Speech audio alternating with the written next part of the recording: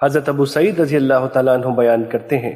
رسول اللہ صلی اللہ علیہ وسلم نے فرمایا، جب بندہ مسلمان ہو جاتا ہے اور اپنے اسلام کو بہتر بناتا ہے تو اللہ اس کے سابقہ تمام گناہ معاف کر دیتا ہے، اور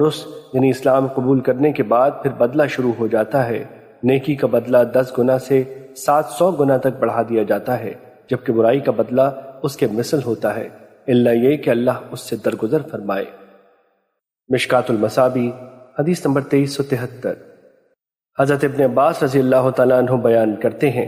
رسول اللہ صلی اللہ علیہ وسلم نے فرمایا، بے شک اللہ نے نیکیاں اور برائیاں لکھی ہیں، جس شخص نے کسی نیکی کا ارادہ کیا لیکن اسے کیا نہیں تو اللہ اسے اپنے پاس اس کے حق میں ایک مکمل نیکی لکھ لیتا ہے۔ اگر وہ اس کا ارادہ کرے اور اسے کر بھی لے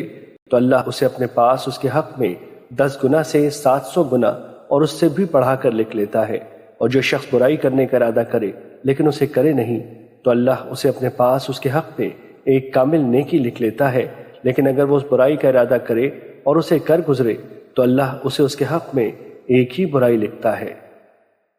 مشکات المصابیح حدیث نمبر 2374۔ حضرت عقبہ بن عامر رضی اللہ تعالیٰ عنہ بیان کرتے ہیں، رسول اللہ صلی اللہ علیہ وسلم نے فرمایا، جو شخص گناہ کرتا ہے اور پھر نیک عمل کرتا ہے، اس کی مثال اس شخص جیسی ہے جس پر تنگ زرہ ہو، جس نے اس کا گلا گھونٹ رکھا ہو، پھر وہ کوئی نیک عمل کرتا ہے تو ایک کڑی کھل گئی، پھر اس نے دوسری نیکی کی تو دوسری کڑی کھل گئی، حتیٰ کہ وہ کھل کر زمین پر آ رہی۔ مشکات المصابیح حدیث نمبر 2375۔